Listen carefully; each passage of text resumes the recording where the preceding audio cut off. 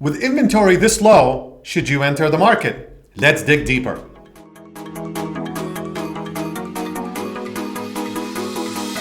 Hey everyone, this is Zaid Hanna with the Hanna Group here at Real Estate 38, and today we're going to cover inventory. Why is inventory so low? So in my previous video, I said that there are multiple economists and multiple institutions like NAR and California Association of Realtors and Bankers Association. They all said we are going to see less transactions in 23 in comparison to the years past. In fact, it's going to be about 1 million less homes in America sold. And that's not because of buyers are not moving. It's because sellers are not moving. So there's this concept called the rate lock, AKA inventory lock. Meaning, if you have a home and you had refinanced anytime during the pandemic, and now your rate is between 2.5% and 3%, well, you're not going to sell that home and go anywhere else because most likely your next rate will be between 5 to 6%. So you are staying put, and that's going to continue throughout all of 23 until the rates drop down. So let's actually look at the data and see if their prediction was actually accurate. From January 1st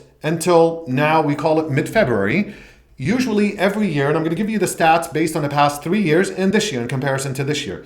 So in 2020, we had 130 more actives 40 days later or 50 days later from January until about mid-February. So 2020, we were 130 higher in inventory. In 21, we were 160 higher. In 2022, we were 100 higher. And that is an average of 130, by the way. So 130, 160, and 100 averages at 130. This year, 34 higher. So in the past 40 days, we have gone only 30 units higher, while all pending has doubled from 200 to about 400. So did they predict this right? Absolutely. Are we going to continue like this? I think so. However, as we enter, we say after Super Bowl, we're going to see more inventory. We're waiting for it. We're praying to all the gods out there. Pray, pray, pray. There's going to be more inventory because there's this pent-up demand. So what does that mean to you as a seller, or what does that mean to you as a buyer? So let's go with the seller side first.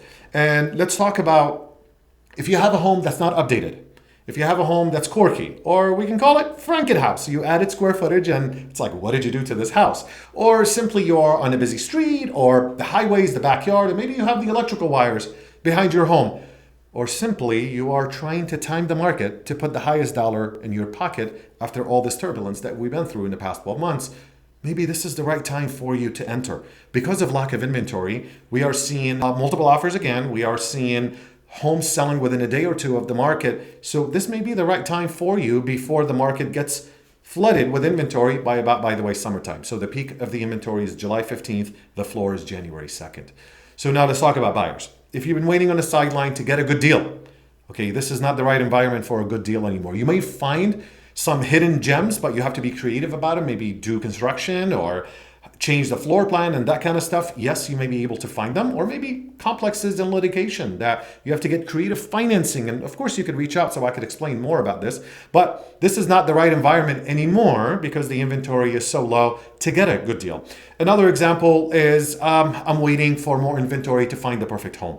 Whatever that means, get with a professional that's going to show you where we can actually turn that home into a perfect home for you. Whether we need to upgrade the flooring or the kitchen, or maybe add simply another bedroom, that the cost per square foot in construction is about $400 while buying it is about $1,000. So it's actually cheaper to add. Or is this the time to buy before the rise?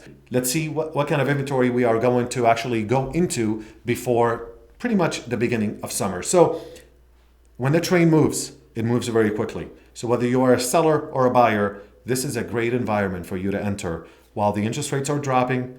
And of course, the stock market is governed, so people have a little bit more confidence to enter the market, but we need those sellers to move. So if you're thinking about moving, please feel free to reach out so I can guide you further. Or if you're looking to enter the market and you want further data, we're happy to give it to you. 408-515-1613. Bye-bye for now.